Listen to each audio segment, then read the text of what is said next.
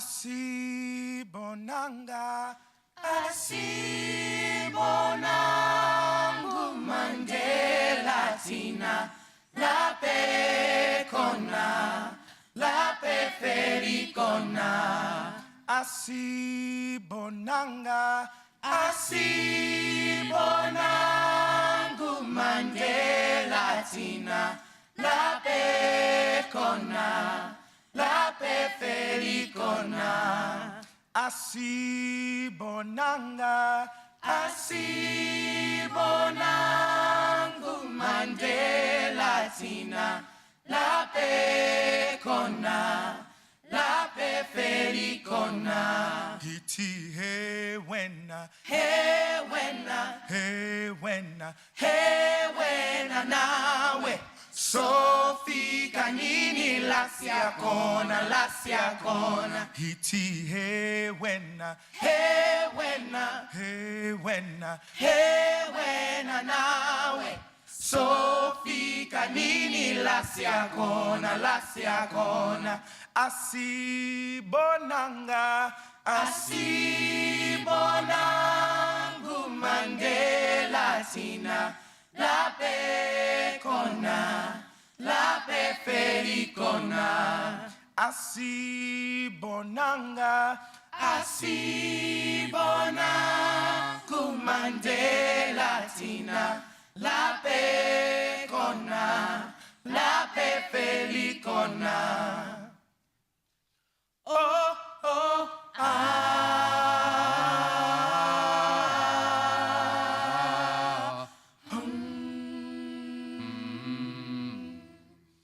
Oh, oh, ah.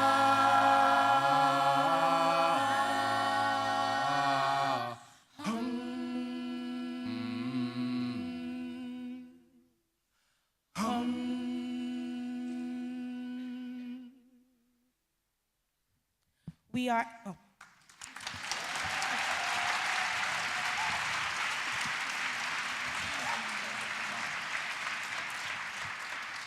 That was Asibonanga by Johnny Clegg, a South African musician and anthropologist. The lyrics say, it's a tribute for Mandela, and it says, we have not seen him in the place where he is, in the place where we all will meet. The Hiti Hewena is a call saying, hey you, and you, we are all included in this together. So that is Asibonanga.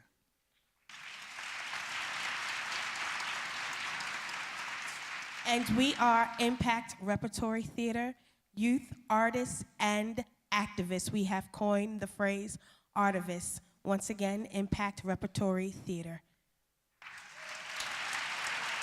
Impact is not just a cool name, it stands for something. The I stands for? Inspiration. M? Motivation. P? Preparation. A? Activism. C? Commitment. And T? Teamwork. We have a credo, something that we teach ourselves to live by, something standards to get through our lives, and our credo is, we are youth activists who view the creative arts and leadership training as a way to develop ourselves and change the world in a positive way.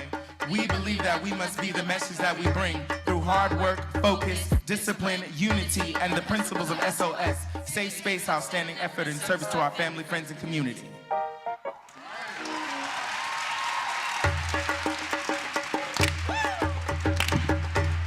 Yeah, P-O-L-I-T-I-X. I know you're looking for a drive-by right now. You're living in the past, we right now. You're living with a brand new sight now. Changing the world with the words we write down. All I see is politics. And when the streets meet politics, it ain't safe. We all at risk. Get money, get power, get it. But for development, smart politics. But when the streets meet politics, watch the street beat politics. Making moves so we all exist. Getting knowledge, getting power, getting justice. The people start the kids. Time is critical to see beyond the visible. We are more than physical, indivisible. See the invisible lie with the critical eye. One nation under God, we bear disguise. Don't want to be recognized, want to be wise. Wisdom of a nation 2 times. Got some Irish and American Irish, but I don't see activism in it or the bio. And I know politicians hate these are persistent like rubbies and dummies and ventriloquists. Not I-M-P-A-C-T. I Pinocchio. No strings on me, language colloquial.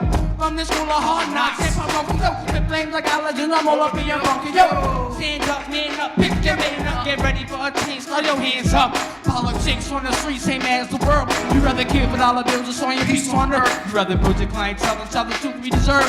You rather teach your oil like crack, the street works. We all yellow for work. When my mom sees red, it's no blood of the sun. Cause the sun lies dead. Is that really what oil is worth? The dead weight of my brother while the government thugs the world. We defend the propaganda while politicians share. As the right of oil rising, pockets get big. Forget the innocent children that are bombed in the dark. We forgot our ghetto kids and ghettos getting shot by cops on the block and the Crips and Bloods. It's the same thing mentality. Let's get rid of these thugs now.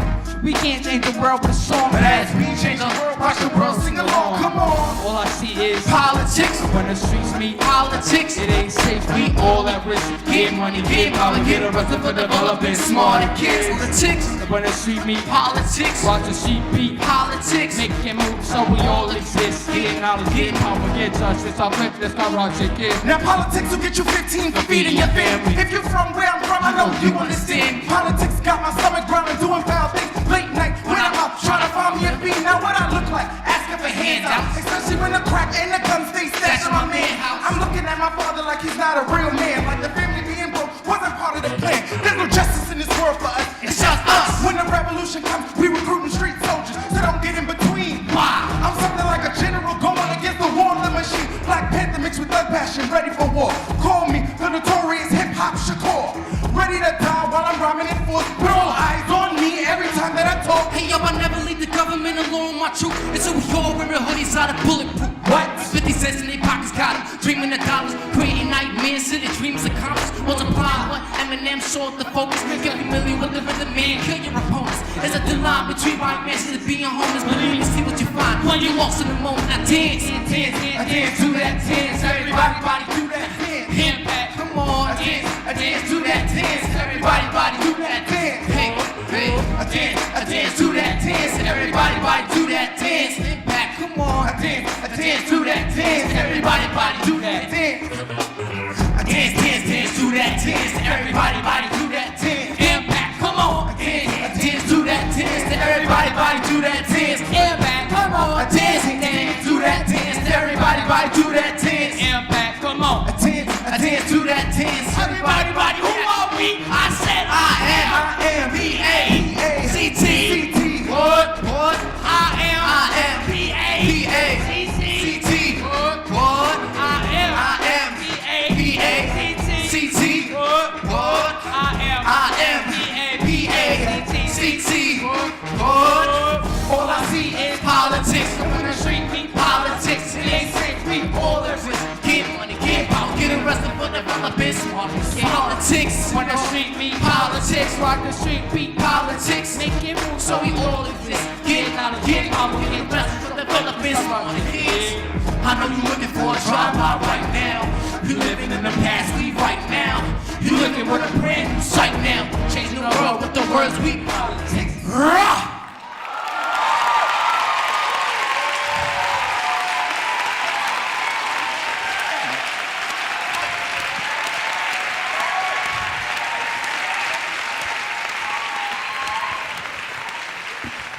Let's hear it for Impact.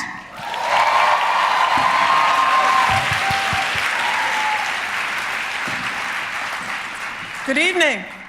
My name is Sophia Elijah, and I am the Executive Director of the Correctional Association of New York.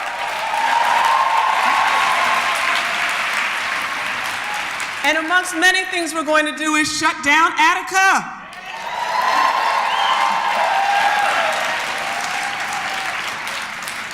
My staff, obviously. I'd like to introduce some of the co-conspirators who brought this evening together. Just joking. Desiree, Kathy, and Carly, come on out. They are responsible.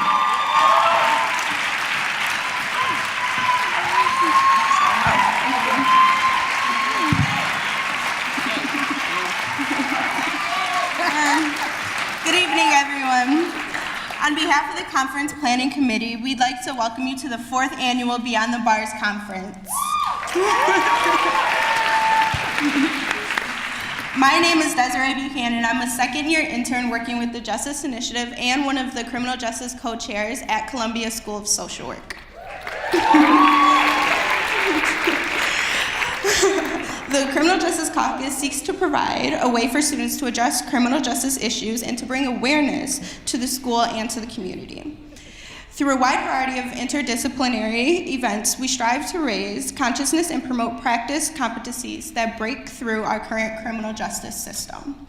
This past year has been amazing working with Kathy and Cheryl, and I've learned so much from them, and I appreciate all the love and support they have given to me. Good evening, my name is Carly Martin, and like Desiree, I'm a co-chair with Criminal Justice Caucus. This is my second year being involved in coordinating Beyond the Bars. It's been incredibly challenging, an incredible joy, and definitely very humbling to be working with the incredible amount of people that come together to make this happen. And as much as it's been challenging, I really want to say that I view my commitment to this work as political, and to me that means every single person standing up to commit to disciplined reflection, serious dialogue, and action based on the dignity of every single human life. I know it's a really immense struggle, all the things that we're going to be talking about this weekend, and it has been for many, many centuries. But thankfully, look around, we have each other, and so thank you all so much for joining us this weekend, and please enjoy.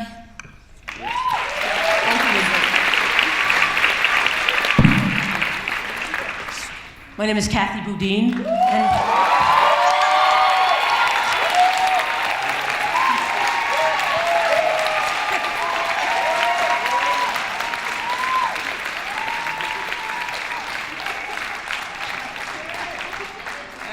and it's, I'm looking like, this is our actually fourth conference. It's the third Beyond Bars that we've done here. And the first couple of years, like the first year we had this maybe half filled, and last year was 3/4 filled, and now it's completely filled.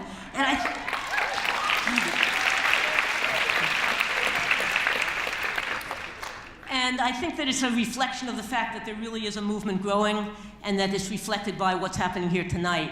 I work with something called the Criminal Justice Initiative, supporting children, families, and communities at the School of Social Work, and the Justice Initiative that's throughout Columbia University, and that's really working with all the departments here and also working with other universities to try to bring the university into an active role and into a partnership with the community, which has already been leading the process of trying to transform this system of injustice into a justice system.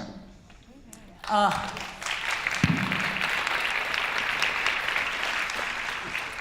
think we can remember that there's many times in which the campuses have been critical in terms of social change, and yet it only happens when there's a collaboration between the campus and people outside the campus. So we welcome all of you here tonight who are from many different walks of life, and we look forward to not just tonight, but to doing work collaboratively to really transform this system. Thank you so much.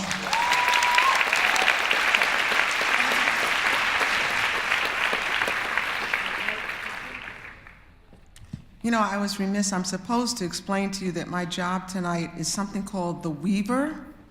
Okay? Yeah, I know. So I'm really emceeing. Okay.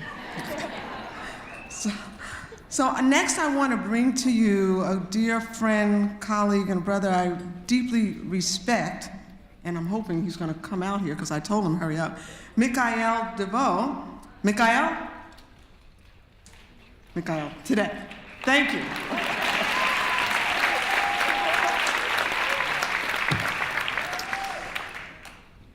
Good evening. Hopefully everyone is having a good time. I'm going to have to keep things short, even though I had a long little bunch of things to say. And what I have to say is pretty much about the people that I'm about to introduce. Among the things I have come to learn is that politics is war without bloodshed. And the person that I'm going to introduce first, the New York State Senator, Velmanette Montgomery, is truly a warrior politician. And I think that those that know her will acknowledge that fact and agree. And I say this because she personally has had an impact on my life. A person who has spent 25 years in prison and a number of years on parole, if it had not been for the efforts of Velmanette Montgomery, I still might be on parole. In addition, I'd also like to introduce a person who is a person of influence. And often these gatherings draw people who, if given a mandate from the people, may move systems. And indeed, we are clearly dealing with a system. And I think we are all here calling for system change. And so the other person I think we should give a warm welcome to is Danny O'Donnell, who is the chair of the Crime and Corrections Committee. So without further ado, I'd like to bring out both State Senator Velmanette Montgomery and the chair of the Crime and Corrections Committee in the Assembly, Danny O'Donnell. Thank you. Good evening. I am so happy to see so many people out for such an important event and to hear. I know you came, who you came to hear. You came to hear the same person that I came to hear. I am only here because of Miss Angela Davis, Dr. Angela Davis. So thank you, Angela. And, but very quickly, talking about heroes and systems changes. This month, of course, you know, is Women's History Month. And this week, we did a special presentation in the State Senate to someone who is herself a systems changer. I don't know if she's here tonight, but usually whenever there's a gathering like this, she is here. And that's one of my heroes in the area of criminal justice reform, and that is Reverend Vivian Nixon. She was honored this week in the New York State Senate. So thanks to her and the many women that she is responsible for moving on with their lives out of the system and into recovery, re-entry, and success, I want to take this moment to say a special thank you. And thank you to Mikhail, who is also one of my heroes. But today is Women's History Month, so this is for Vivian Nixon, Reverend Dr. Vivian Nixon. Thank you. Good evening. For those of you who don't live here, welcome to my district. I live around the corner. When I walked in, they said you can take as much time as you want. When I walked on the stage, they said you had 30 seconds. Okay, so there's a little bit of disconnect there. I just want to provide a brief history, other than living on 111th Street. I was a public defender in Brooklyn during the crack epidemic of the 80s. And there I was, this chubby gay guy from Long Island, in the throes of a war, essentially. And I learned a lot from that. I learned a lot about class and race.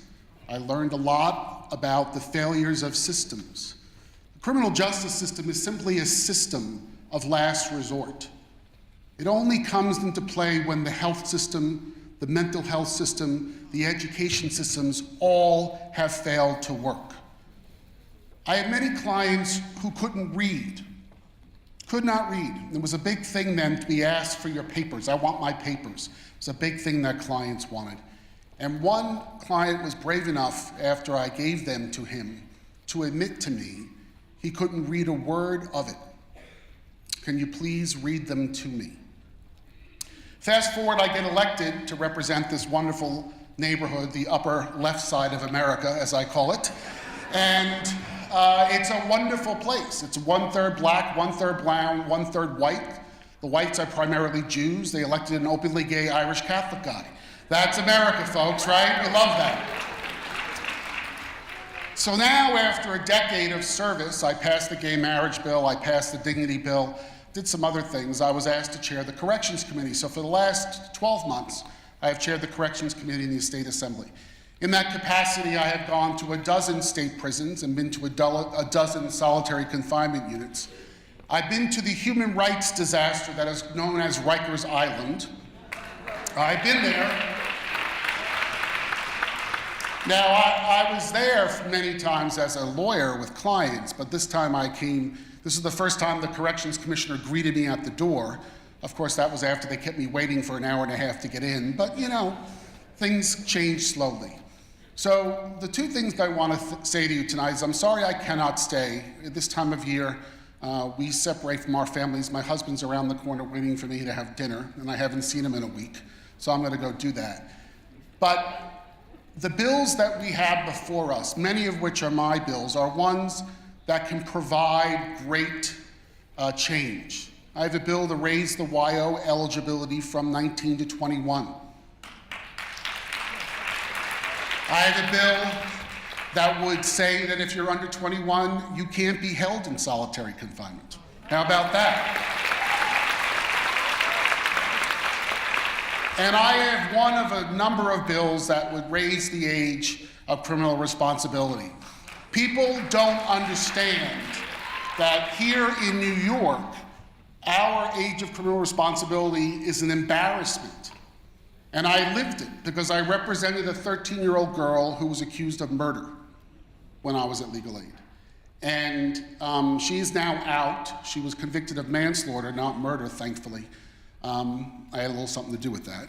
But in the end, the system is broken when we say that children who are not allowed to vote, drive, smoke, or drink somehow have the mental capacity to understand the nature and consequences of their actions. So I want to thank the university for doing this. I want to thank my friends who've helped set this up. I want to apologize for not being able to stay around, but I want to let you know that I consider you all allies in the struggle. And let me give you my favorite quote from TV. I don't watch a lot of TV, but my favorite quote, I watch Downton Abbey, just so you know. That's what I watch. From Downton Abbey, where the great Dame Maggie Smith said, "Hope is no replacement for strategy." So please understand that in all these battles, and I've waged a number of them, if you think it was easy in 2007 to go from 24 yes votes on marriage to 85 in 8 weeks, the answer, no, it was not easy. But it was done because there was a strategy to get it done. So I leave it to you brilliant folks to come up with a strategy and help me help my colleagues understand why you folks have the right answers and not the wrong answers. I'm sorry I took more than 30 seconds. Thank you very much.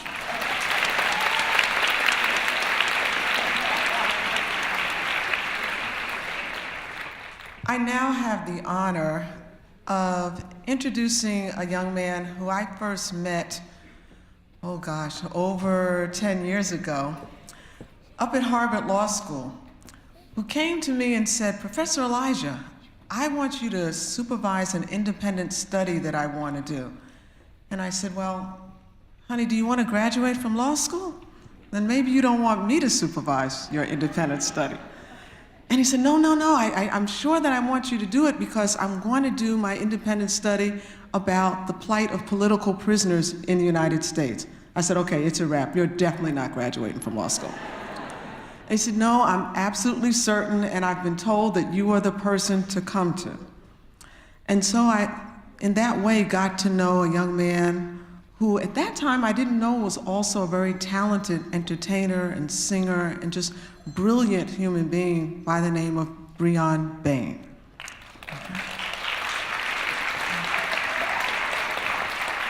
And Bryonn went on to do amazing things, and the wonderful thing about all of his accomplishments is he's just warming up. So there's a whole lot more that he's going to do in this world to help marry culture and politics on this issue of prison reform in the United States. Now, backstage, Bryonn and I were kind of kidding each other and looking over the prep sheet, and he said, "What do you mean you're going to introduce me? I had this whole plan to roast you, and I was going to introduce you." And I said, "Oh, no, we're never going to let that happen. I'm introducing you, so you don't get to talk about me." So, with no further ado, I'm going to ask you to please welcome Bryonn Bain to the stage.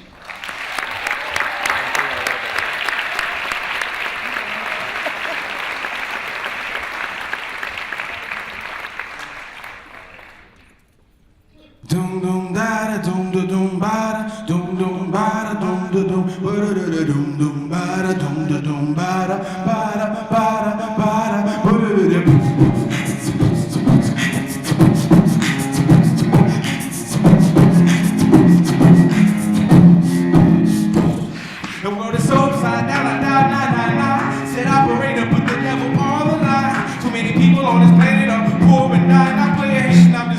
in peace of my mind. The devil had me on hold for 100 years, but my eye was on the prize. I kept the phone in my ear. When he clicked over, he said, "Can I call you back, my man?" I'm on the other line with my uncle Shane. Sam needed a hand with the business plan. It was bad that we went bad in Afghanistan. So I see Uncle call me back in a couple of years. Wanted to tell him go to hell, but he was already there. Most people miss the devil when you walk right by. They be looking for his hand in 2 boys in the sky. The devil doesn't look around and he don't act no range. He drops a red eye, rock and rocks him on the exchange. I met him on a sunny summer afternoon. I was hanging at my house about to barbecue, and brothers was getting mad cause all I had was tofu. Sorry, but you came through and grabbed a couple of brews. The devil got drunk about 2:30. Seen him took some bacon in the vegetarian stew. Stole some old ladies that just so that she couldn't chew. And he kicked down the street with corrective shoes. What I really can't stand, it didn't go down there. I don't care that he be tripping after too many beers. But I hate his all the suffering that he was around because he got cash ruling everything around. He got my mom to 3 jobs just to make ends meet. Got my brother stamped up in the street last week. Got my older cousin overdosing on cocaine. And had my homie take a bullet to the back of the brain. So I wasn't about to stop when my phone called me. I got out with my PC to send the devil email. I copied his address off the old CD-ROM. Squeaky motherfucker angry at God.com. I wrote, I'm directing this letter to you. It's time that we can raise around the world was due. But before I got another word out from the keys, I heard, what the hell is this paging me? Took my celly off my hip so I could see what it said. Using for left you a messages all to the red. So I picked up my phone so that I could retrieve the voicemail Mephistopheles had left for me. He said, sorry that I haven't gotten back to you. That's not the only thing I've not been able to do. I've been chilling like a villain on vacation with my crew. On the beach in a black hole far from you. I looked up at the letter I had just completed. Double clicked on an icon so it was the leader. The devil had him in the earth in 6th century. The word is how it is cause that's how people want it to be. Got my mom at 3 jobs just to make ends meet. Cause the government don't give a damn if poor folks eat. Got my brother stamped up in the street last week. Cause another brother needed Nikes on his feet. Got my older cousin overdosing on cocaine. Since COINTELPRO, the ghetto ain't the same. Got my homie take a bullet to the back of the brain. NYPD wanted somebody to blame. We are living in a material world. Living and dying in a material world. Living, working, dying in a material world. Like spiritually anorexic boys and girls. How y'all feeling? We have like 1 more minute with you, but real quick, when I say hip, somebody say hop, hip, hip. When I say abolish, everybody say the box, abolish, somebody scream. All right, so we have to call on the spirit of the ancestors to be with us in the blessed space today. Much respect to the elders and the ancestors who made this day possible. If you have no ancestors, you can be quiet for this section real quick. But we have this thing, we story we tell from the wisdom of the black barbershop that says, you know, my man Adrian says, you know, Bryonn, everybody always talks about how the early bird gets the worm. Nobody ever talks about how the second mouse gets the cheese. I'm like, what are you smoking? About to come out here, boy. He said, no, the first mouse comes along and what happens, he goes down and tries to get the cheese, neck all broke up in the trap. Second mouse comes along, oh, it sucks to be you, grabs the cheese, on about his business. So all of us are like the second mouse because all of us are here today because somebody else put their neck on the line for us to be here. Are you with me? Okay. So real quick, before we get to what's really good, we got to do this real quick. So I need to know who is the livest side of the room. If this is the livest side of the room, make some noise over here. If this is the livest side of the room, you don't know what the hell they talking about. Make some noise. So now we're gonna put it to the test. We're gonna put it to the test. I'm gonna say, I know they watching. I need y'all to say, ancestors watching. Y'all ready for that? I know they watching. Can y'all do better than that? So I'm gonna say, I know they watching. Y'all to say, I know they watching. Oh, they just put y'all to shame. Made y'all the remedial section up in here. That's wrong. What's up, Lisa? How you doing? All right, so here we go. We're gonna try it again. This time with the hand claps. All right, and if you know this, you can jump in. If you don't know it, and you have a hard time finding the one, because some of us are rhythmically challenged. So you can actually look to the person to your right or left and figure out where it is. All right, so here we go. All right, real quick, we're closing out with this. So You gotta get to know. It's my man Jacob Cohen. Give it up for him. My man NYC Beatbox. Give it up for him, please. I know they watching, ancestors watching. I know they watching. I know they watching. I know they watching. I know they watching, ancestors watching. I know they watching. I know what. Come on. I know they watching, ancestors watching. I know they watching. The world ain't the way it's supposed to be, but I know they watching over me. Trouble keep coming close to me, but I know they watching over me. You see, I know they watching. I know they watching. I know they watching. I know they watching. Organizer Walker's Harvey, you right with Bob Marley. Rock the Harlem with Harriet Tubman on the Harlem Sea Shoes with Sojourner, teach you with Nat Turner. On the lock of shots, so you locking it low and burning. Home is a war zone, fuck what you heard.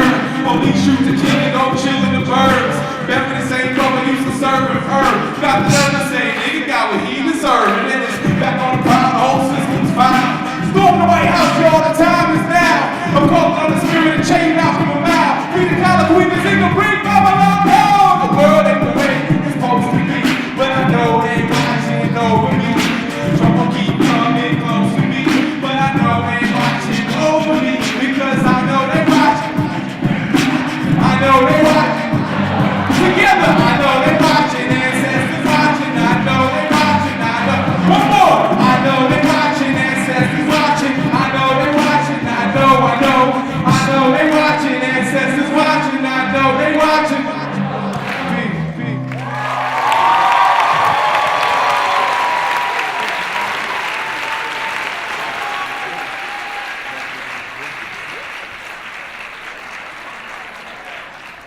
Good evening.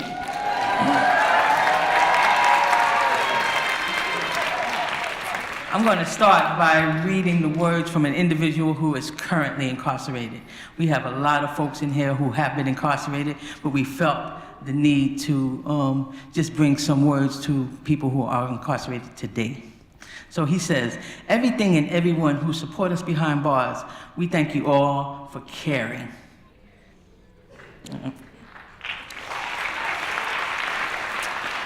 So my name is Cheryl Wilkins, and I'm Associate Director of the Criminal Justice Initiative. Okay.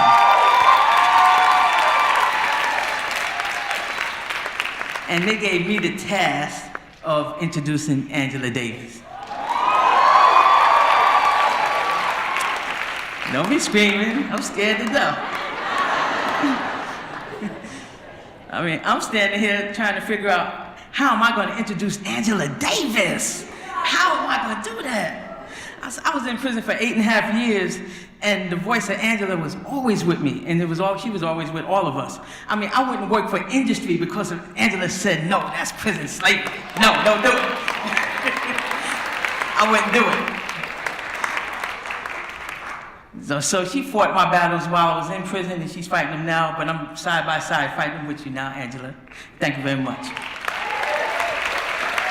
So Angela Davis, a social justice activist, a scholar, a feminist. She's been coming here for the last 3 years, and we totally appreciate her. So let's get on our feet and welcome Miss Angela Davis.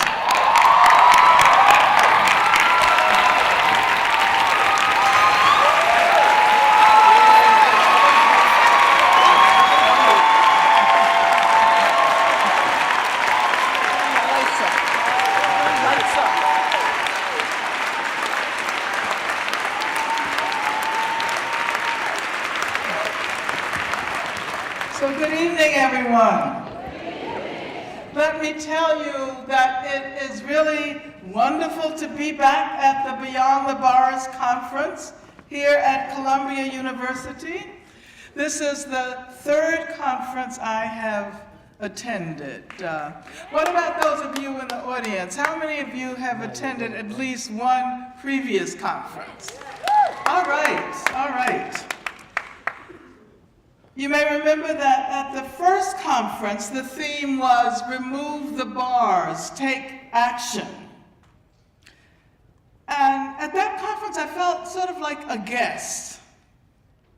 But I was so moved by the presence of so many formerly incarcerated people. And then when many of them spoke succinctly about their accomplishments, I thought to myself, with a crew like this, we can do anything. We can do absolutely anything. At the second conference, the theme was Beyond the Bars, Moving Forward. I no longer felt like a visitor. And I experienced this palpable connection between all of us that was about the production of a different kind of power, the power to effectively demand institutional transformation, but also personal transformation. And now this community feels like it has consolidated itself. And I feel like I've come home. And I say it feels like home because I am sharing this space with all of you this evening and with my sister, Beth Richie, and my sister, Fania Davis.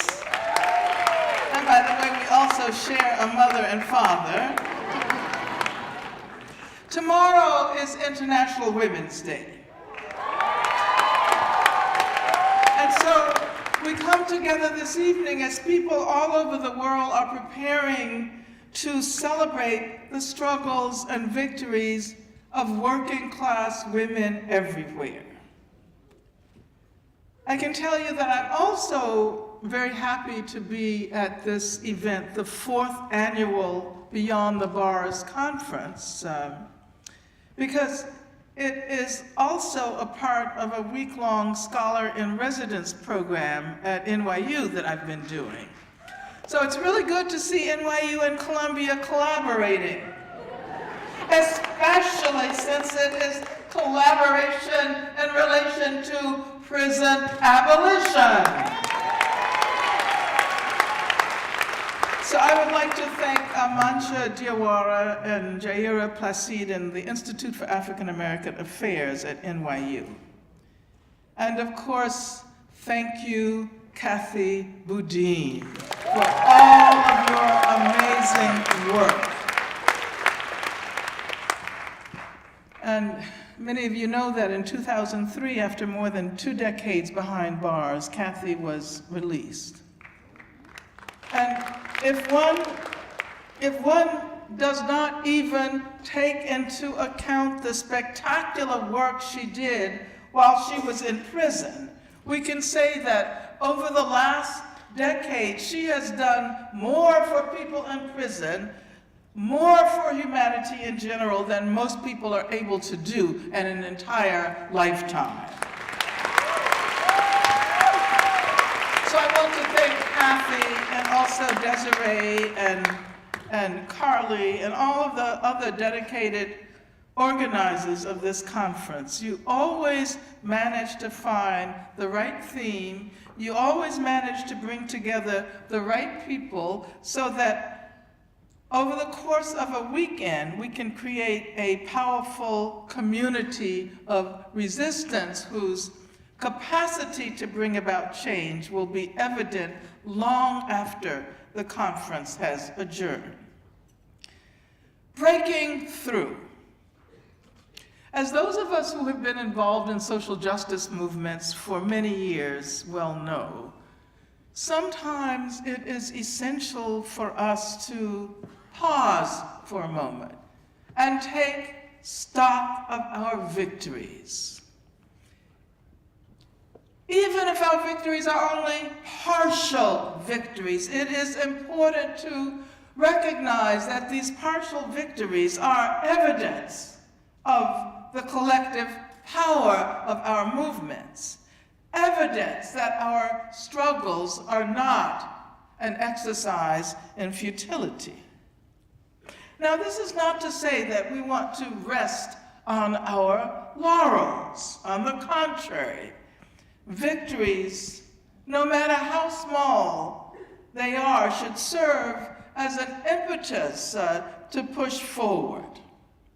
And I always think of the wonderful words of Nelson Mandela, who said, "I have discovered the secret that after climbing a great hill, one only finds that there are many more hills to climb."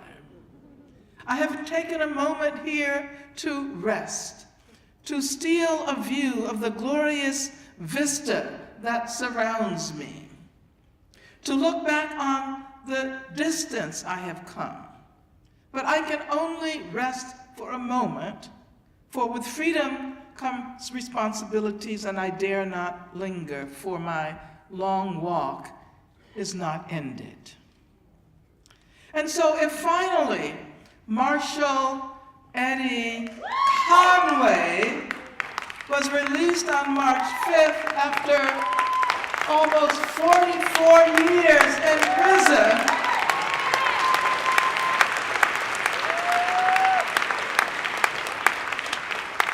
it is not the victory we wanted. He should have been released 4 decades ago, or he should have never gone to prison. But he is free, and the fact that he is free should embolden us to push more strongly for the freedom of Mumia Abu-Jamal, of Leonard Peltier, of Lorenzo Bowers, of David Gilbert, and all political prisoners in this country. It was so moving to hear Eddie Conway on Democracy Now! Tuesday morning. Did any of you see the show? He is such an amazing, he has such a warm presence, which came through even across the television waves. And when he spoke, it was so lucid. He spoke about finding an enormous amount of violence when he went to prison. So he said, and I'm just going to read a passage from the transcript. So I started off first trying to, 1, change that violence thing, and then 2, find things which could help enhance the prisoner's life. And it took a long time, but eventually we came up with the Friends of a Friend, a mentoring program in which we actually start training other brothers that have street creds to mentor young brothers and new brothers that came into the prison system. And over the years, this has made a significant difference in terms of street organization conflicts, in terms of resolving problems, and so on. So he's talking about actually impacting what is happening in the community by the organizing that is being done behind bars.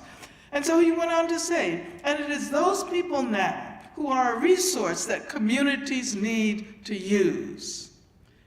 They have been mentoring for 5 and 10 years. They're still in the prison system. And the problem is that you can mentor and you can help people in the prison system, but they're already stuck in the prison system. And the real problem, he says, the solution to the problem is to address that issue before people get caught up in the prison system.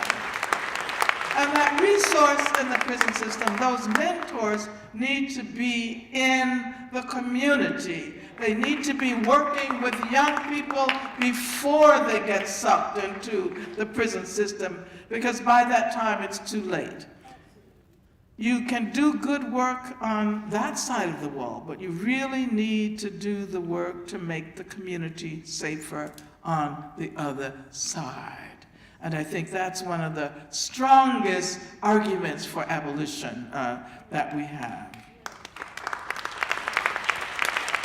In the recent period, there have been many very important victories here in New York. And so let's take a look at some of them. Solitary confinement. The New York Civil Liberties Union just recently reached a settlement with the New York State Department of Corrections to begin limiting the length of stays in solitary confinement and determining, as the Assemblyman pointed out, who could and could not be put in solitary. Now, this campaign against solitary confinement represents what we might call a radical reform. Abolitionists believe that ultimately we need to dismantle the prison industrial complex and rid our country and our worlds of imprisonment as the dominant mode of punishment. But we also recognize the need to call for efforts to make life more habitable for people who are held in cages today. Now, people have been struggling against solitary confinement, against supermax prisons, against administrative segregation. And in California, those struggles have been led by people inside. And as a matter of fact, last July, more than 30,000 people inside California prisons initiated a hunger strike in response to the failure of the Department of Correction there to meet their demands. And that hunger strike went on for 2 months. It claimed one life. One person died. After 60 days, the strikers suspended the strike, and California legislators committed to hold public hearings about solitary confinement. And so now legislation has been submitted by Tom Amiano, who's one of our most progressive assemblymen. And there are weekly demonstrations in Oakland, California, supporting the prisoners and their demands to end solitary confinement. So there's another area that we might characterize as an area of victory, or maybe not yet victory, but we can glimpse the possibilities of change. Because people have been mobilizing for a long time for change in the parole rules and regulations, and for the release of long-termers. And I think it's really important to recognize that sometimes when we emphasize that people who are innocent should be released, that we are, in a way, confirming the correctness of the continued incarceration of those who are not considered so innocent.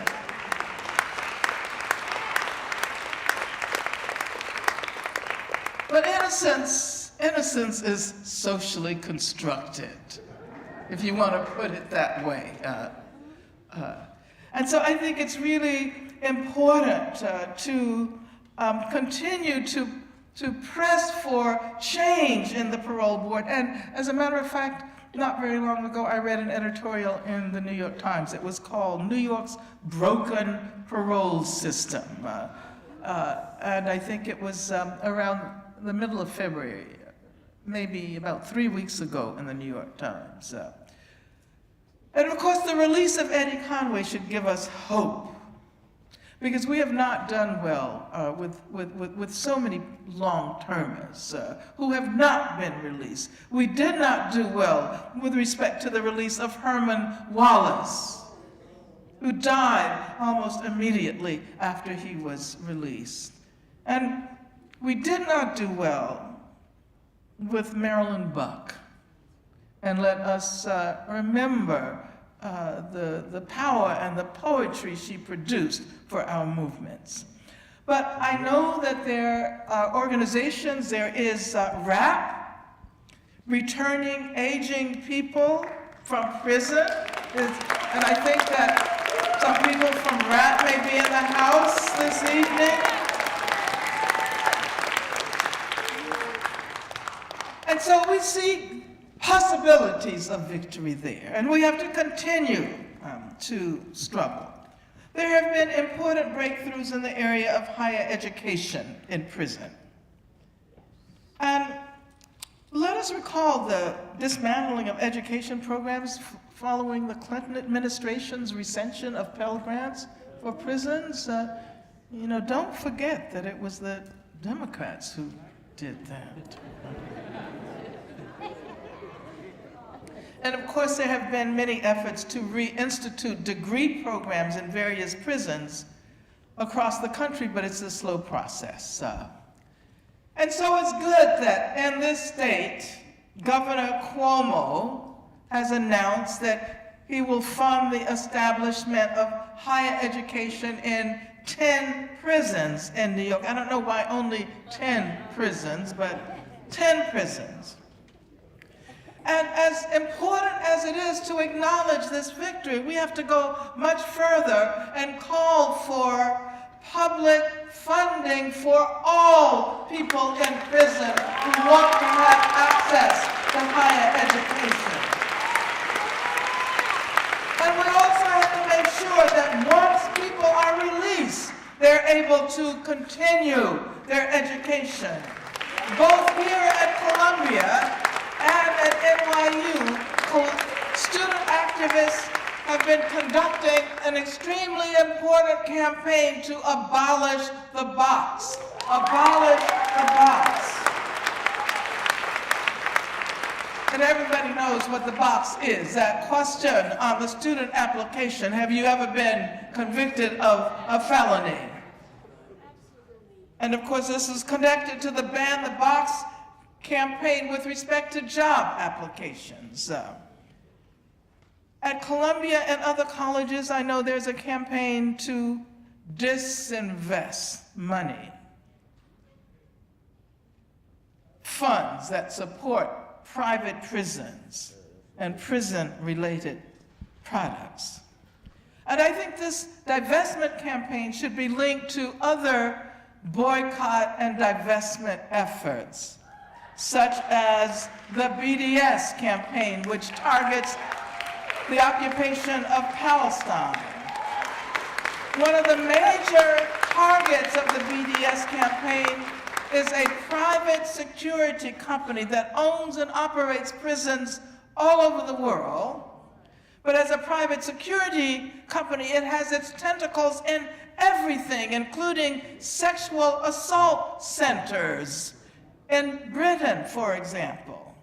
And of course, feminist activists have been saying for a very long time, and you will hear about this from Beth Richie, that connections and intersections are what it's all about. Connections with restorative justice, and my sister Fania is going to speak about that, with efforts to end violence against women. So let me just say, I'm almost out of time here, that the company G4S, it's the third largest private corporation in the world. It's third only in relation to Walmart and Foxconn. And on its website, you will see this quote that they offer us. In more ways than you might realize, G4S is securing your world. And so you might add, in more ways than you might realize, G4S has insinuated itself in our lives under the guise of security and the security state. From the ways Palestinians experience political incarceration to racist technologies of separation and apartheid, from the wall in Israel to prison-like schools in the US, to the wall along the US-Mexico border. And G4S also provides transportation for deportees who are being ushered out of the US into Mexico and ushered out of Britain to countries in the global south, in Africa. There was the case of Jimmy Mubenga, who was killed on a flight during his deportation by G4S guards. But let me end by saying that when I think back, thinking about where we have come over the last, how far we have come over the last years. When I think back to the first critical resistant conference, which took place in Berkeley in 1998, and then shortly thereafter there was one in New York, in this city, so some of you may have been there. I realized that we could not have imagined that we would be where we are today in 2014. Then our theme was beyond the prison industrial complex. And we realized that if we were to move beyond the prison industrial complex, we would have to build a broad-based prison abolition movement. And prison abolition would mean so much more than prison abolition.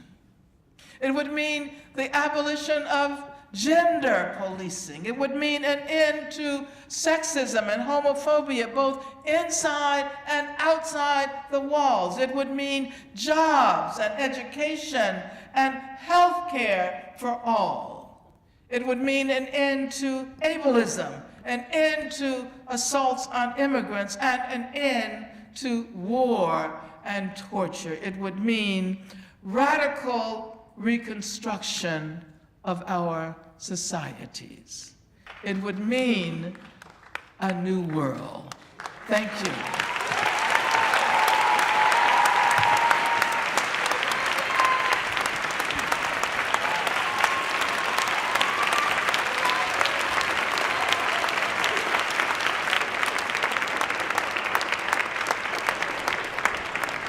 So I gotta go behind Angela, cool. So before we get started, I just wanna acknowledge the energy, the raw energy that's in the building today. And the energy is intergenerational, it's interracial, it's a spectrum of different social classes, educational backgrounds, political ideologies. But today, Friday, March 7th, we all decided to take a stand and be awake in what I think is a critical juncture of prison abolition, the dismantling of the criminal punishment system, and the reimagining of a new tomorrow. So give yourself a round of applause for being present.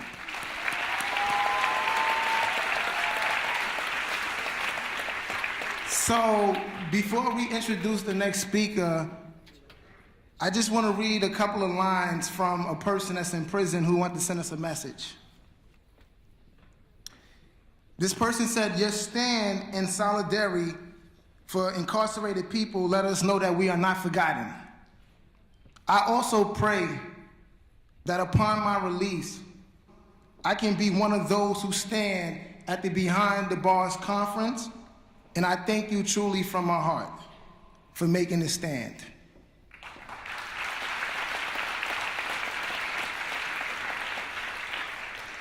So for those of you that don't know me, my name is Corey, and before I was a formerly incarcerated person or a first-year student in the graduate program or a husband,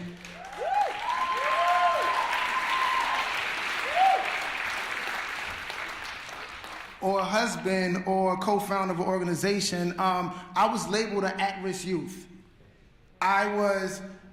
My first introduction to the criminal punishment system was also my first introduction to the school-to-prison pipeline. And when I was 16 and I got arrested in my school, that was the last day I had an opportunity to earn an education in a public high school. It also was my first introduction into central bookings, which later became an 8-year sentence for my involvement in a homicide.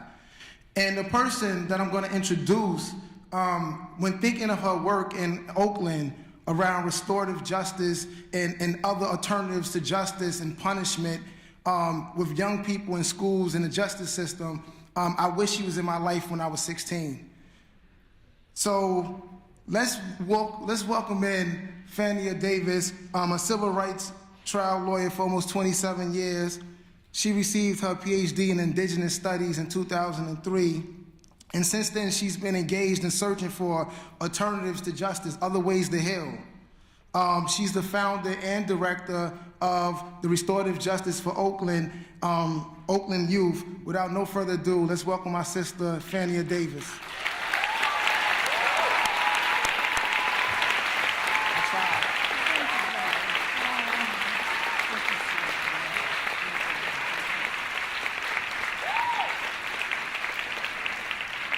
Thank you so much, Corey.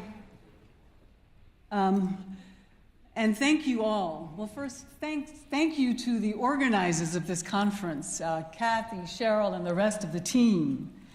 I've been staying in Kathy's apartment for the last couple of days, and we've been sharing war stories from the 60s and 70s. It's been pretty amazing. Angela and Kathy went to high school together. Angela went up to New York on the, what was it called, the Southern Negro Student Project, on a program that took us out of the South where education was substandard and brought us up north. And she went to Elizabeth Irwin, where she met Kathy. And I had the opportunity to go to Elizabeth Irwin in New York, but I was a country girl. I was afraid of the subways, afraid of the concrete. So I ended up going to a suburb in New Jersey, yeah. But it's, I just couldn't hang, you know. I want to acknowledge all of you who are here today, because I know that you're here because you want to relieve suffering in the world in whatever form that work takes. I know that that's why you're here, and I want to acknowledge you for that. And Cheryl said earlier that she said, oh my God, she's got to introduce Angela Davis. How nervous she was. Well, you know, what about being Angela Davis's little sister? And what about speaking after her on the same podium? Yeah. I want to acknowledge Impact Repetory. They were just awesome. I just love their work. And also want to acknowledge Bain for bringing the ancestors into the house. Thank you. I love this year's focus. This is my first conference. I love this year's focus on breaking through.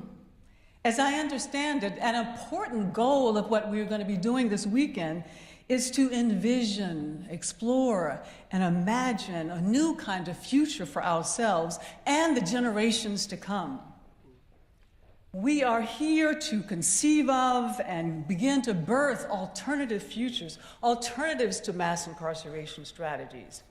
We are here in part to strategize about how we reinvent systems, and also to reflect on how we reinvent ourselves as humans, because we are part of those systems. Those systems are part of us, and we're not separate from them. So there's something about, you know, fighting for something. I think it's important for us to fight against, right? It's important for us to get out and protest unjust policies. At the same time, I think it's important for us to be balanced and fight for new futures. And that's what breaking through is about for me. I have a long history myself of fighting against, of being in opposition to, of battling against, of being in combat with.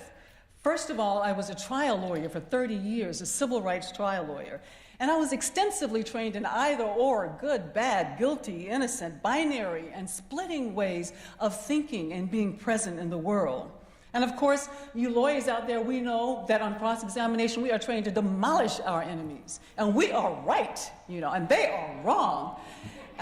We are lawyers.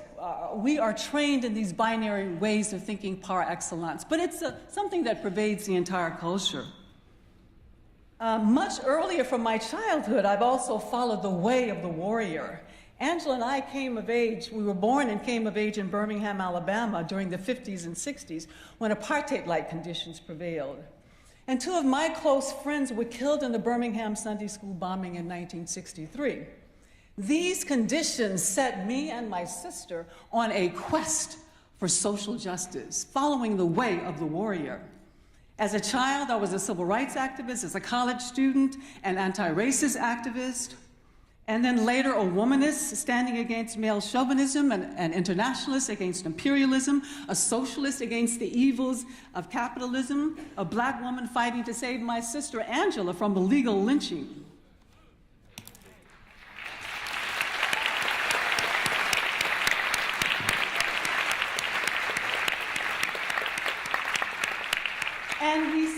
her. And it was the power of a mass movement. I traveled all over the world speaking on Angela's behalf, spoke to one audience of 60,000 in Paris. How many of you have seen the film Free Angela? Okay, good. Well, for those of you who haven't, it seems like there's a lot out there. Maybe at the next conference we can show it, or, yeah, I hope you get a chance to see it. I highly recommend it. I was a militant against racial violence in the US and racial apartheid in South Africa. A civil rights trial lawyer, as I said, fighting racism in the courtrooms. And after almost 3 decades as a bellicose warrior, lawyer, activist, I became really burnt out. And through a series of dreams and synchronistic events, I ended up closing my law practice and apprenticing to a South African traditional healer. I intuitively knew that I needed an infusion of creative and feminine and spiritual and healing energies to re-equilibrate myself. Can you get me some water? Right now I need some water to re-equilibrate.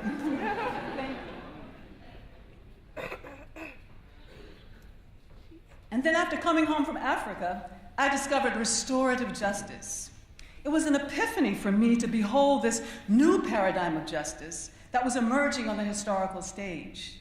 A new but ancient and indigenous way of doing justice. Learning about restorative justice integrated the warrior, the healer, and the lawyer in me. Prevailing retributive justice harms people who harm people to show that harming people is wrong. And of course, harm people go on to do what? Harm other people.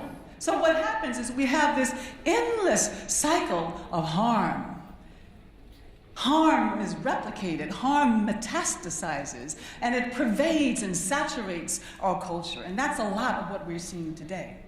Restorative justice seeks to reverse this cycle, to interrupt this cycle of harm with healing. Restorative justice is a justice that is not about getting even, but about getting well. It is a justice that is not a battleground, but a healing ground. It is a justice that seeks to transform broken lives, relationships, and communities, rather than damage them further. A justice that seeks reconciliation rather than a deepening of conflict. A healing justice rather than a punishing justice. A restorative rather than a retributive justice. This is the same kind of justice that Mahatma Gandhi envisioned. He said that that act alone is just, that does no harm to either party to a dispute. And Dr. Martin Luther King says, justice is love correcting that which revolts against love. And Cornel West says that justice is love expressed in public spheres. So learning about restorative justice was a breakthrough moment for me personally, after so many years of fighting against, of being this bellicose person in the world. Learning about restorative justice is beginning to allow me to be the change that I want to see in the world.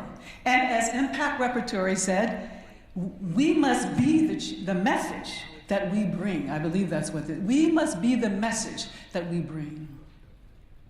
So in 2006, I co-created Restorative Justice for Oakland Youth, as was said earlier, a nonprofit that interrupts racialized incarceration and school discipline strategies by promoting a cultural shift from punitive responses to youthful wrongdoing that cause more harm to restorative approaches that heal that harm. And we focus on ensuring that children, especially children of color, are kept on pathways to success, not in pipelines to prison and violence.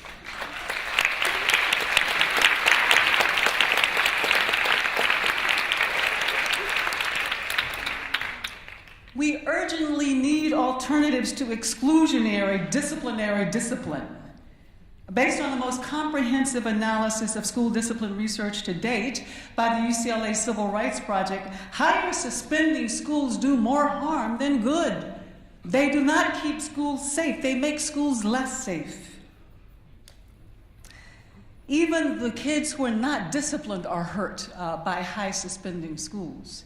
And because students lose so much instructional time, the academic achievement of schools go down when they suspend so much. Suspending once doubles the chance that you will drop out. It triples the chance that you will end up incarcerated. Once a student drops out of school because they've gotten so far behind, then the chance that they will be incarcerated is overwhelming. In Oakland, 70 or 67% of the youth who drop out end up incarcerated.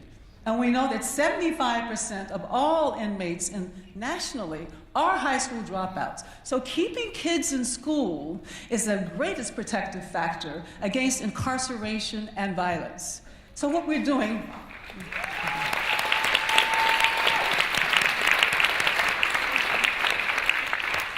so that's why we place such a great emphasis on keeping kids in school.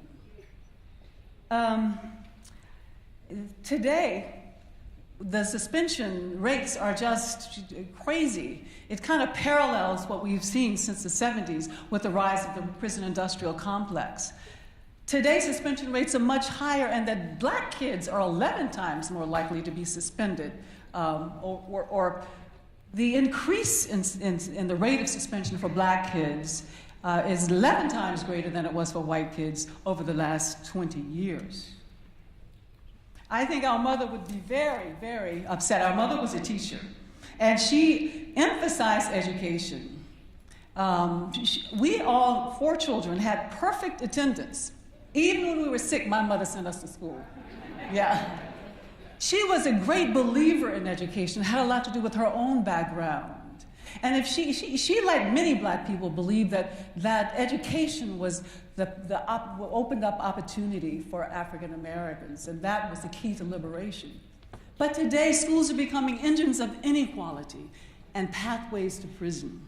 And she would turn in her grave to see that today. So in a way, I feel like I'm vindicating her when I do the work that I do in my elder years.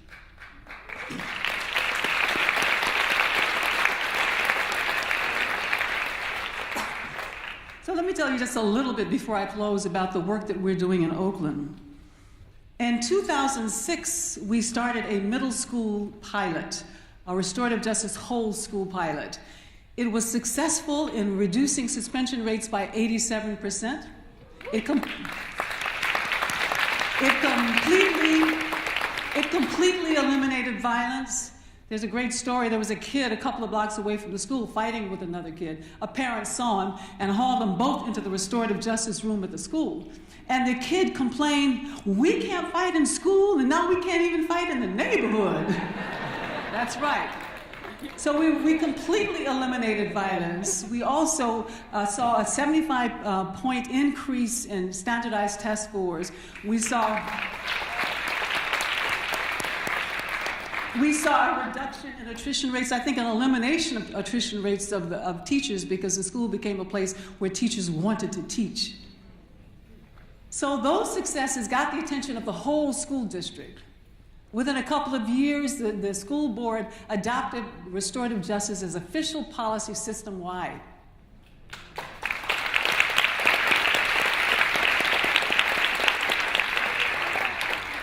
And today, restorative justice is in 30 schools in Oakland.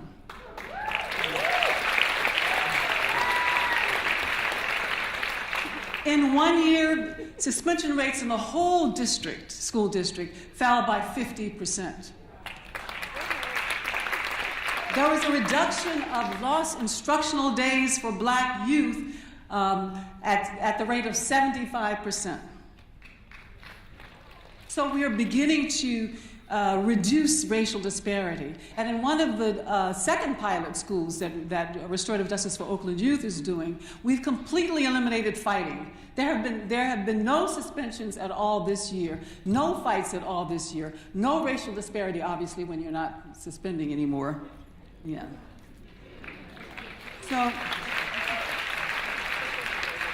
So children in Oakland, considered one of the most violent cities in the nation, are today learning a new way of navigating conflict. Students with a 0.0 GPA and multiple incarcerations and suspensions who were not expected to graduate, not only graduate, but increase to a 3-point plus GPA. Yes.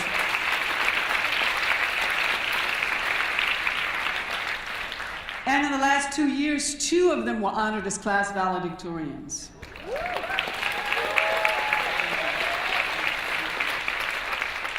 Girls who have been longtime enemies become friends after sitting in a peacemaking circle. Instead of fighting, students come in from the playground and say, Ms. Alfred, who's the restorative justice coordinator, we need a talking piece so we can sit down and have a peacemaking circle. Youth and adults who walk into a circle feeling anger toward one another end up embracing. I was at one of our schools a couple of months ago, and I saw a couple of girls walk in. They said, "Hi, Ms. Davis, how you doing? We really liked your graduation speech you gave last May." I said, "Yeah, you graduated, so why are you here at school? Why are you here?" And they said, "Well, we're here because we were having a dispute, we were having a conflict, and we brought it here so we could have a circle." So that's an indication. That's an indication of the sort of cultural change that this work is bringing about. So I think I'm going to close here. I wanted to talk about a few national breakthroughs. I won't get into that, but you know about the My Brother's Keeper initiative, President Obama, right? So, you know, it doesn't come with a $2 billion aid package because we know that would completely go south in the Republican-dominated Congress. But it's still an important effort that he's making, bringing together corporations and foundations and business leaders to do something about the plight of young black men and young men of color. It's very, very important. I think it's one of the most important things that he will have done at the end of his presidency.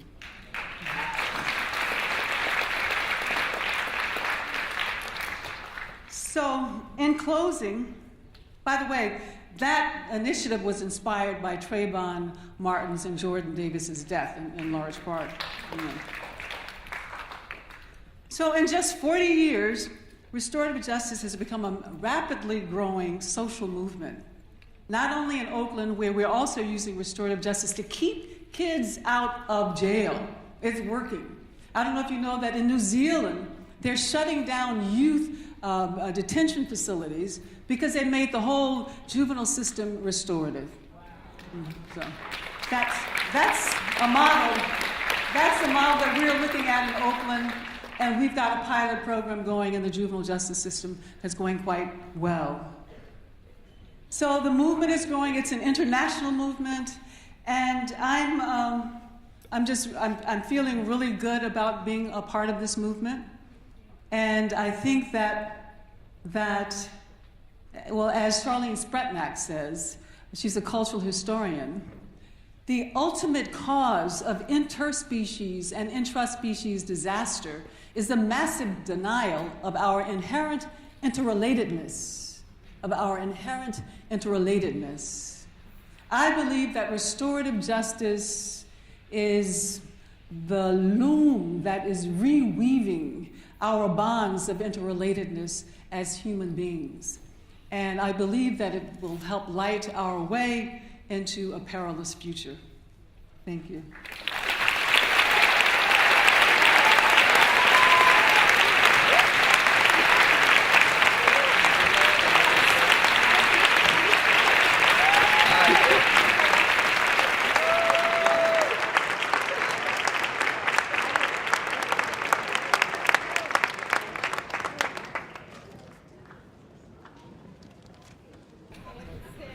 Hi, good evening, everyone. So I have the opportunity of reading to you another quote from someone who's inside. I feel that it is a blessing and very supportive to have people on the outside fighting for the incarcerated people behind bars. I am also glad that I could use this as an opportunity to come home and change. At this time, I'm honored to be able to introduce to you our next speaker, Her name is Beth Richie.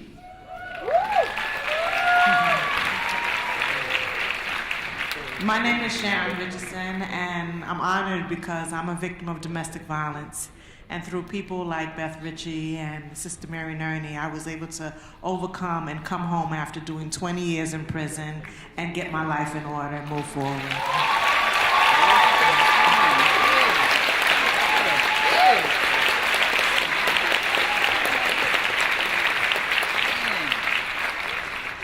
Beth Richie is a director of the Institute of Research on Race and Public Policy at the University of Illinois at Chicago. Her work has focused on the experiences of African American battered women and sexual assault survivors and looks at this in the context of American prison nation. We welcome you, Beth Richie.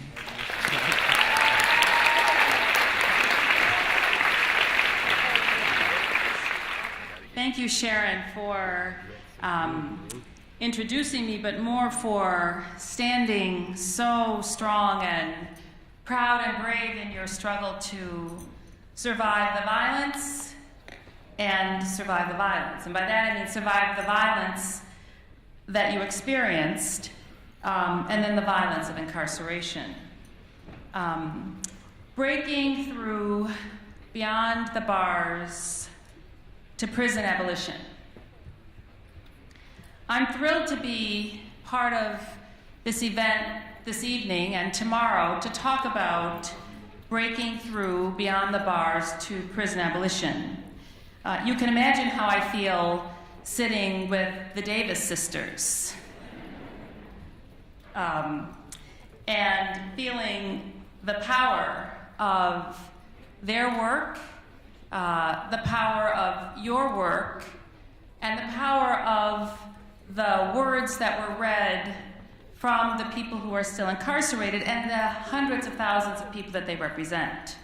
So while I'm thrilled to be here among so many of you, I'm also acutely aware of those people who aren't here, right? Because they're still surviving the violence. And I want to lift them up, bring them in, open my heart, my eyes, my ears to their words and their work, because indeed it is on their lives that we are basing our struggle.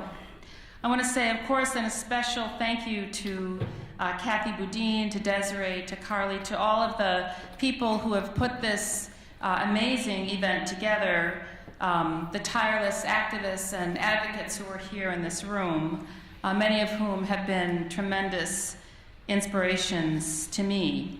I grew up politically in New York. I live in Chicago now, but indeed not very far from here. In East Harlem is where I first learned, well, it wasn't where I first learned, but it's where I first knew that I was learning. I learned, of course, early in my life, but I first learned about what it meant to be a woman of color, a black feminist activist against gender-based violence. It was also the place down the road in Harlem where I learned about the politics of prison abolition and racial justice. And for a long time, I felt like I lived between those two worlds. Some of you, of course, remember the very important book, This Bridge Called My Back, right?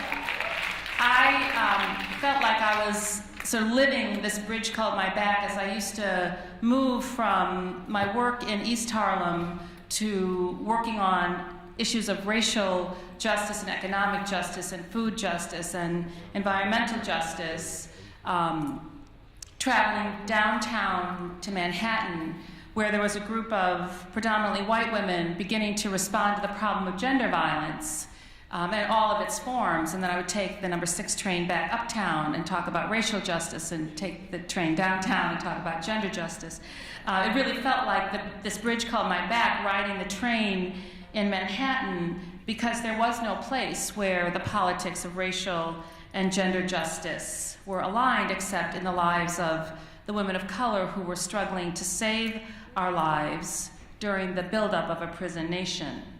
And I want to talk with you tonight about how I learned to make the proposition of prison abolition concrete, how I learned to make it feel real. I want to explain to you what it meant for me to move from fighting against something to fighting for something. And I learned that as a Black feminist activist against gender violence who calls herself a prison abolitionist. The movement to end gender violence in this country, to me, provides one of the best examples of the consequences of over-reliance on criminalization as a solution to the problem of violence. And in some ways, it's kind of a contradictory thing, right? Because so much of what the gender-based violence movement, at least as the mainstream celebrity kind of movement articulates itself, has been to criminalize the problem of violence against women.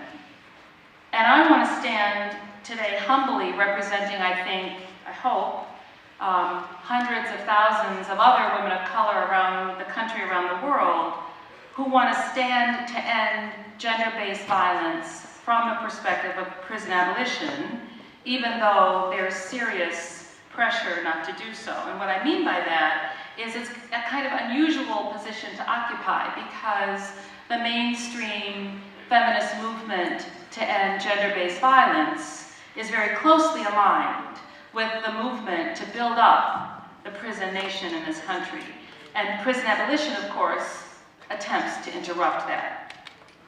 So I take a stand as a prison abolitionist, a prison abolition perspective, if you will, arguing that we need a different approach to ending gender-based violence, one that would link a kind of gender liberation politic to the politic of ending mass incarceration. A feminist prison abolition project that responds to the problem of gender-based violence would do several important things. First, a prison abolition project would bring resources, and by that I mean human resources, economic resources, cultural resources, emotional resources. It would bring resources to those who are harmed by gender-based violence, instead of isolating them from their communities. Second, a feminist prison abolition project would work to transform the conditions in the communities that surround the people who cause harm, and make a plan for accountability for the violence instead of only punishing the violence. Accountability instead of only punishment. Third, a feminist prison abolition project would deploy a set of strategies that are aimed at creating cultural change in values, social values that allow harm to occur in the first place. So this would be a kind of work that would say, we have to do something about heteropatriarchy if we're going to end gender violence. That we have to challenge racism if we're going to end gender violence. That creating a sort of neoliberal social service industry won't end gender violence. What will change is liberation, right? Fourth, a feminist prison abolition project would shift resources away from the punishment industry and redirect them to improving conditions in communities, especially our most disadvantaged communities where violence prevails. So instead of serving to build up the prison industrial complex through the creation of new laws and new strategies and dedicated courts to respond to gender violence, instead we would shift those resources away from the punishment industry to improving conditions on the ground. And finally, a feminist prison abolition project, maybe this is most important, would create opportunities for us as anti-violence activists to imagine what gender freedom would look like and how that freedom from gender violence has to be linked to racial justice, economic liberation, sexual freedom, etc. It would allow us an opportunity to imagine that. To make this argument, I want to first make 4 very basic points. And I say this sort of in recognition of a room like this must be filled with survivors.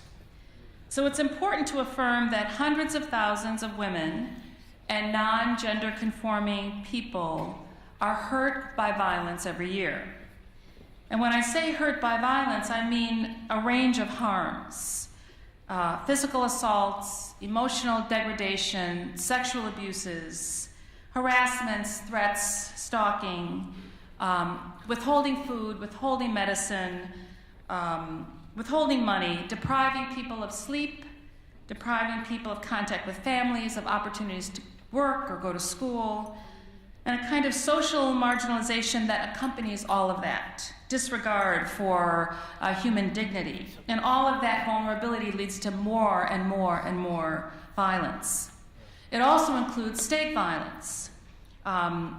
Policies that take away reproductive rights, abuse by police officers or INS or correctional officers or teachers. It includes a kind of violence that we see in the media, that we experience in negative representations of ourselves, and it includes the violence at the end of a continuum, perhaps, or maybe the beginning of war. That violence is serious, and it causes serious harm. The consequences of that violence include, of course, physical injury and emotional trauma. It includes isolation and poverty. It includes the inability for people to be involved in social movements, and indeed we need more people involved in social movements for justice. And it includes a sort of literal and a figurative, a metaphorical death. And all of those things are significant.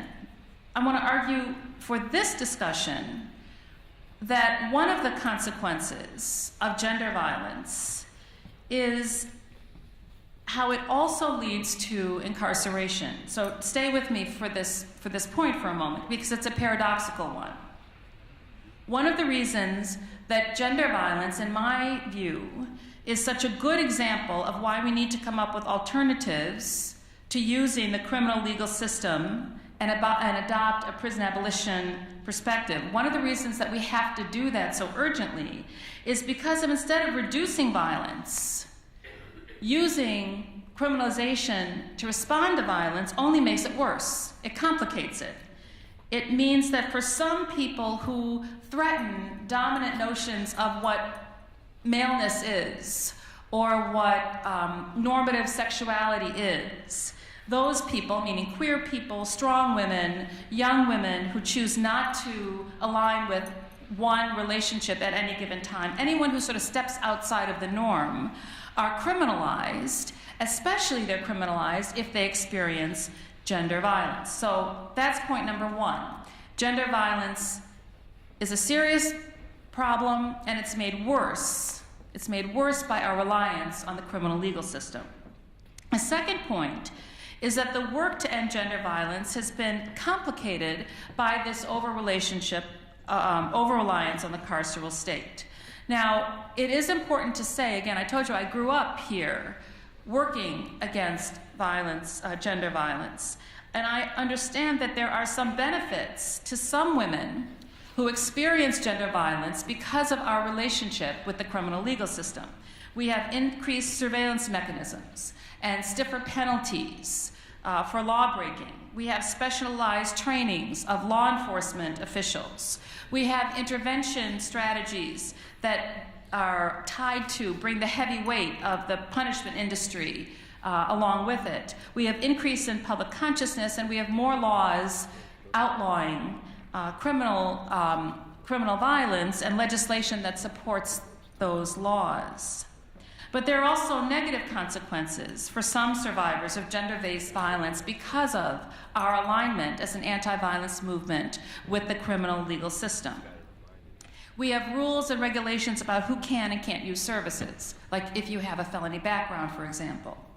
We have a narrowing definition of who's a real victim, and it doesn't often include people who have used violence, perhaps themselves, to survive. We have kind of a hierarchy of who's protected if you experience violence, who's protected by the criminal legal system. And those who aren't protected are not only just ignored, but in fact, they're criminalized. They're arrested if you're a victim and you don't cooperate with the police. You're charged with a crime if you're battered and your children witness the abuse. You're held criminally accountable for your victimization if you don't use services. You're punished by the blunt force of a punishment industry that criminalizes your survival strategies.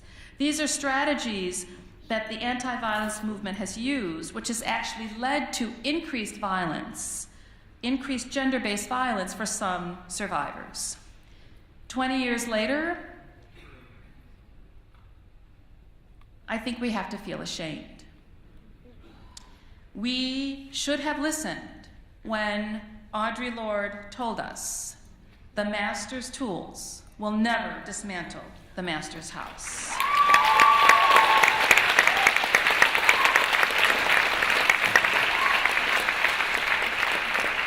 And what happened is that the activism against gender violence collided with or was co-opted by the state punishment industry. Now, I remember what it felt like after 20 years of activism in the anti-violence movement to finally feel like we had the attention of the national mainstream when we said violence against women is a crime. Gender-based violence has to be taken as seriously as every other crime. And we used that language, including myself as a self-critical moment here, we used that language because we thought we would get the attention of mainstream policymakers, mainstream white, male, conservative policymakers, who at the same time we were creating our arguments, were building the architecture of the prison nation.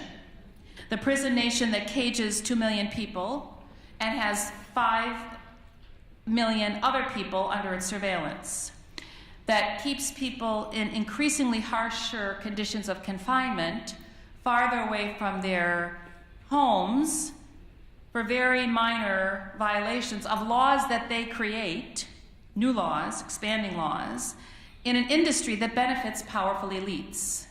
And we were making an argument that we thought was a radical feminist argument to people who were building that prison nation. And they were building it sort of alongside of us, and in many ways using our name, invoking our analysis in that building. They built it in very practical ways, and they built it in metaphorical ways. So not only did they build the buildings, but they changed welfare, and they changed schools, and they changed access to reproductive justice, and they changed regulations about housing, and they did all of these things, again, in our names, threatening people's opportunity, limiting access to services, confining people and degrading people as part of the condition under which they would get human services, and punishing people because of who they were, where they live, what they do, and what they experience, including that they experienced violence. The anti-violence movement was celebrating our success and ignoring the ways that Black or brown, queer, young, addicted, immigrant, formerly incarcerated people who were non-white, not middle class, heterosexual, married folks, were being hurt by the system, by that same system that we were asking survivors to turn to. Important for us, I think, at this conference, it also meant that as a political movement, we were isolating ourselves or limiting ourselves in what work we could actually do. So we didn't take up the case of the New Jersey Four. We don't talk about freeing Assata Shakur or Marissa Alexander or the people of Palestine. We just don't talk about anything other than the individual people who can fit into the narrow definition of a survivor of gender violence. That means that our political struggle is isolated from broad-based political movements. Our effectiveness is limited at best. I want to argue that worse, We contribute to the violence associated with focusing only on individual harm and using a prison nation to try to respond to it.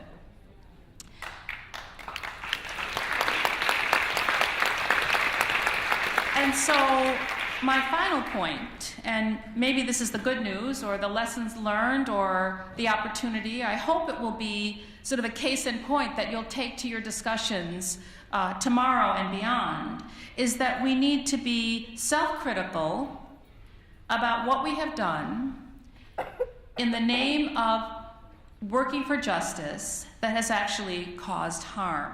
We need to transform our work to be based on the politics of prison abolition as a way to reclaim a sense of justice. So again, a politics of prison abolition would mean that in the case of gender violence, this is what I'm working for, we need to support those who've been harmed. We need to find ways of holding those who cause harm accountable, and that includes the state. We need to change cultural values that allow harm to occur in the first place. So that's patriarchy or sexism or heteronormativity, racism. We need to reinvest in communities that have also been harmed by those same sources of domination. And we need to reorient ourselves toward creating opportunities for liberation rather than responding only to incidents of individual abuse. The Young Women's Empowerment Project in Chicago set a brilliant stage for this work. Cara in Seattle, Washington helped move this movement along. I hope some of you know Insight, the national organization that in collaboration with Critical Resistance has taken on this work. Streetwise here in New York, the Audre Lorde Project, Resist. There are a lot of organizations that have said we will stand apart from, we'll stand in opposition to the criminal legal system in order to really end the gender violence. And we can do that too.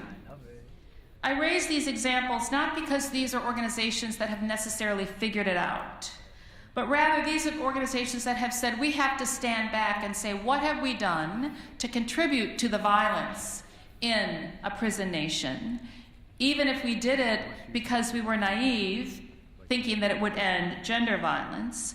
So we're first self-critical, but more importantly, these are organizations, and I raise them as examples because these are groups that are imagining a new world, imagining a world where there is no gender violence and that we don't rely on a violent institution to end the violence. We can do better than that. Something else has to happen.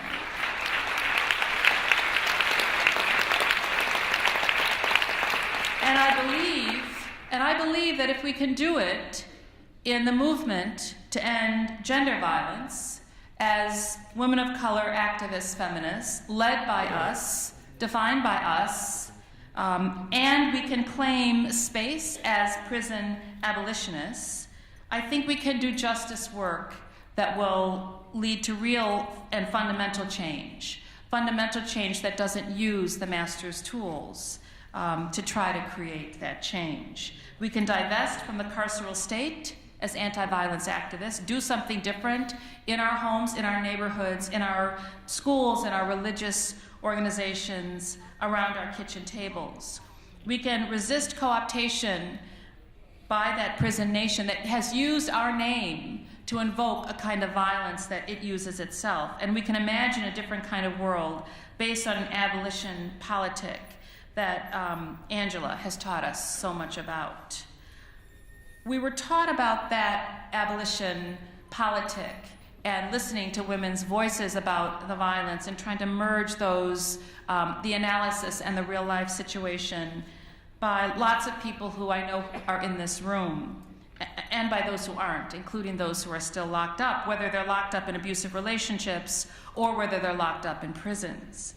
One of the people who isn't here, who taught me a great deal about being an abolitionist, a prison abolitionist, and an anti-violence activist, was Sister Mary Nerney, who I had the honor of working with in East Harlem. She was the director of Steps to End Family Violence, one of the first programs in this country who took a stand against mass incarceration and against gender violence simultaneously, going into Rikers Island, doing work on the streets of East Harlem, making sure that those women whose lives are caught both in the trap of prison and in the trap of violence have an opportunity for freedom.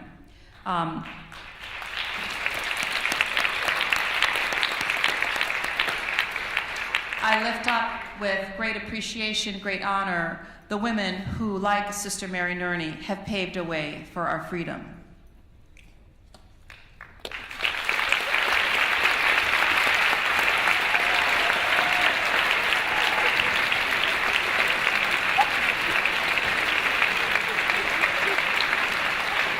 Hi, I'm Donna, and in 1985 I was sentenced to 25 years to life. In 27 years I stand in front of you free because of Sister Mary Nerney.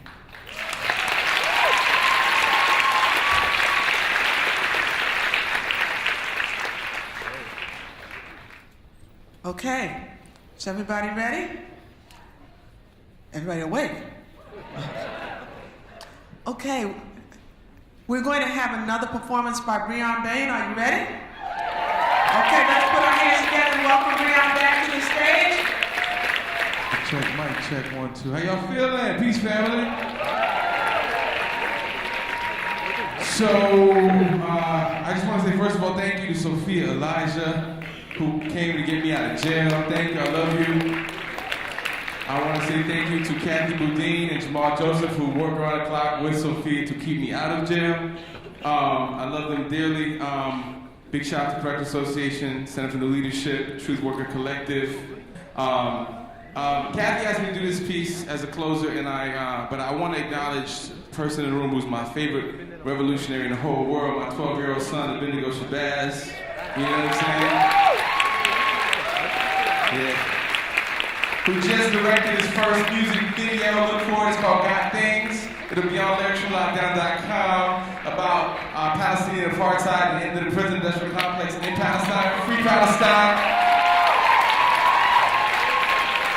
And so this piece, as much as it's for Kathy, is for you, Indy. I love you. And I gotta just say real quick, he checks me so much. You know, he says, Dad, you know, you talk about we need to be revolutionaries. You know, and we need to be fighting to end the racism in the prison system, and the sexism in the prison system, and the classism in the prison system. But then I have all these freedoms that I don't have. So really, you talking all that stuff, but you're a kidist.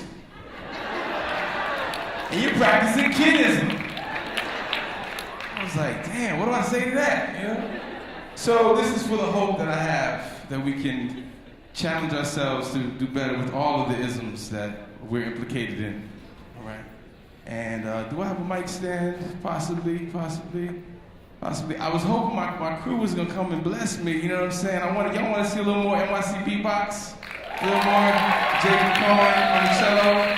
I mean, if we can get him out here, I would love to have him out here, you know what I'm saying? You know, I was hoping they would be with me. If not, I'll rock it Acapulco. How we doing? We doing it? Okay? They're coming up. All right, so yeah, they're coming up. Beautiful, we're gonna make it happen. Meantime, just look at all these beautiful people. Santa, brother, all right. See all my folks in the room. It's so great to be back on the campus where I took over buildings with my peoples 3 out of my 4 years here to save the Audubon Ballroom and to save financial aid, and you know, it's good to be back. I'm glad we still get to come back on the campus. Angela Davis, we love you. Here we go. Okay. It's all right. We're going on like this.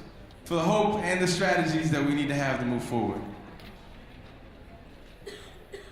All I got is some fish and a few loaves of bread, and a whole lot of folks have got to get fed. All I got is some fish and a few loaves of bread and a whole lot of folks to feed. But if 7 seas were made in under 7 days, the first man was forgiven when he misbehaved. If a twig was taken from a tree by a dove to a boat that was built before a flood. If a tower was being built to prove who the man was, when suddenly people were speaking in tongues. If a rainbow was a record to send out the signs, the world would get wet with the fire next time. If someone was told to sacrifice his own son and told to hold up just before he was done, then the fish and the bread I just said is all that I got. It's all that I need. For me to get fed and for me to feed a whole lot of folks in need. Cause they set me on fire. When they look back, I was chilling with my brothers, Shadrach and Meshach. I flew down with an angel all through the night. Then I got him to bless me when I won the fight. And then I had to fight like 10 older brothers for jocking my triple fat goose of many colors. I had this dream they all hated about, them bowing down to me, so they sold me out to a band of bandits who later on landed near where the water when they was commanded to stop. Drop for blowing this top up into this ship I was in when I got this fish that I found while fishing around. Underwater, where the daughter of the Pharaoh once found the child who was chosen to force the Pharaoh to free his folks from a foreign land. Prepare for plagues all across the land. Prepare every woman, prepare every man, prepare every child. All you got is that rod in your hand. All you got is that rod and the God. You don't know how the hell we're gonna get Pharaoh and let us all go. All I got is some fish and a few loaves of bread and a whole lot of folks. Gotta get fed. All I got is some fish and a few loaves of bread and a whole lot of folks to feed. But I believe I can plant the seed now and then put it back together again.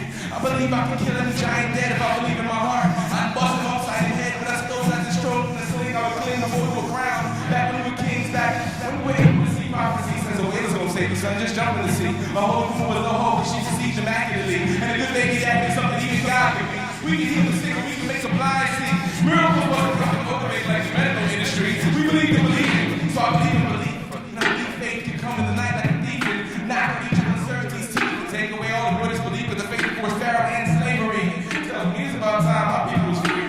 And the faith that outlived leprosy, the faith that will outlive HIV, the faith that will the presidency, the faith that we can stop the machine, is the faith that can make them out and get them out of bed. Is the faith I believe is able to spread a few little fish and a few loaves of bread to feed all the folks who gotta get fed. I believe I can make wine out of tap water. And I believe I can tap tango, break things, and walk on water. And I believe the children of the future we should teach them what to lead the way and show them what you did for us inside, give them a sense of pride. I believe I can fly, I believe I can soar, see one of you that open the door. Believe it or not, I'm walking on air and water, we so we can eat, but I believe in flying away. On a wing and bread, who can it be? Who can it be? Believe it or not, it's just me. Believe it or not, I'm just we. And believe it or not, the fish we got and the bread that it said is all that we got.